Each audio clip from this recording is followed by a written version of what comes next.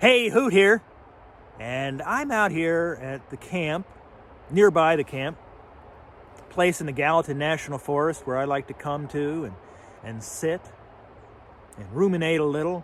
It's a place that has huge, towering Douglas firs and the big sheep rock out here to my backside here, and the river not too far away. If you listen carefully, you might be able to hear the river. You can also hear the road that's not too far away, and all the people going back to Bozeman from Big Sky, back and forth in the evening where it gets really busy for a while, rushing back home. I like to come out here and just sit and relax and connect deeper with nature, connect deeper with the spirit of the camp, understand my relationship with that spirit of the camp, and my role in being a caretaker and a steward for this camp. But I wasn't always like that. I used to go home, in the fall. As soon as camp wound down, as soon as groups stopped coming up here for retreats as much, then I would go back home and take a much needed rest, because camp is a stressful, summer camp is a stressful time. But in about the last couple of years now, I've really made some intentional efforts to slow down and to connect deeper with nature in a deeper, more intimate, profound way. And so this year I've stayed here at the camp alone since the end of summer camp, and I'm quite happy with it. I'm very happy about being out here. It's very peaceful, just listening to the birds and the river. And I go to bed with the sun and I wake up with the sun, and it's just been very, very cathartic. And one of the things that you might remember me talking about, I've mentioned it if you've been watching anything that I'm talking about, and that is that I started walking barefoot.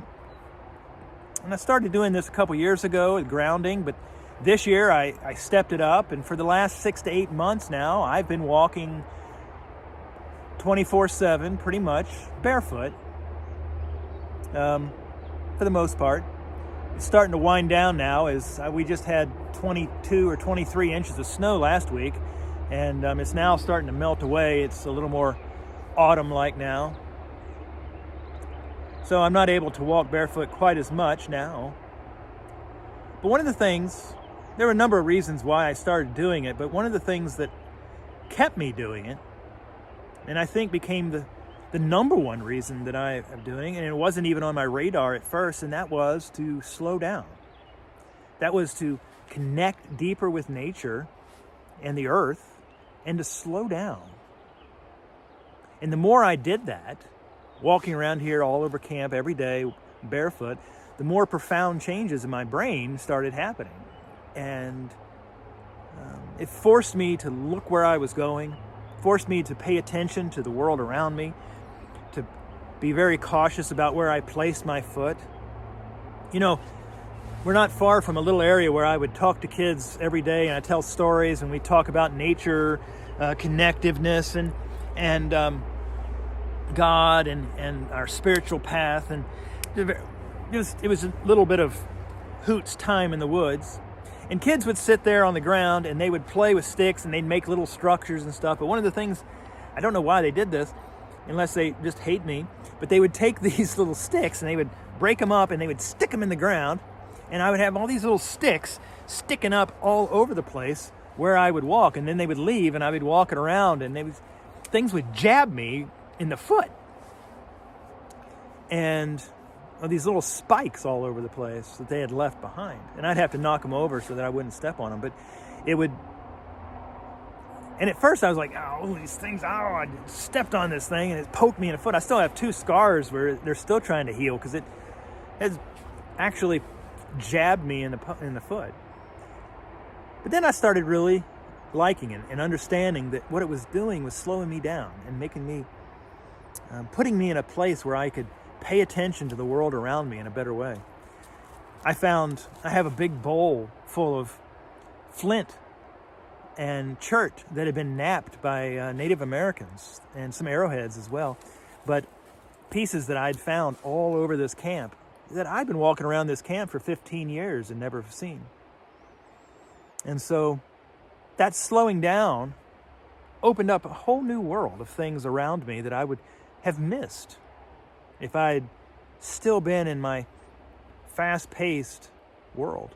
And we live in a troubled world, and slowing down and connecting deeper with nature can make some profound changes. If you remember back to the early days of the pandemic, and you would hear stories about dolphins coming up into Venice, or certain birds in places they had never been, or turtles walking around, monkeys walking around in the streets of some city.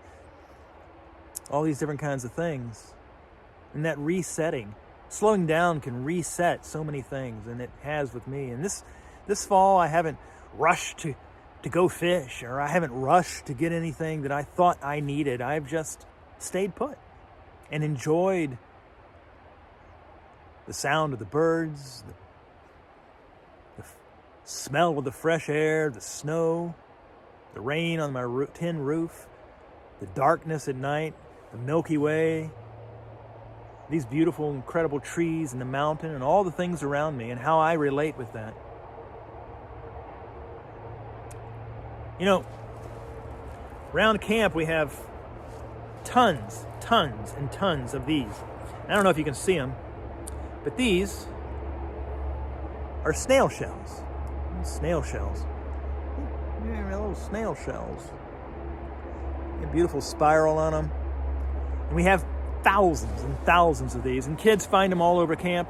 They take them and they make crafts out of them when they're empty, and they string them on some cord and make necklaces and bracelets out of them. They glue them to things. They have them all over the place. And these snails sometimes are inhabited and sometimes they're empty.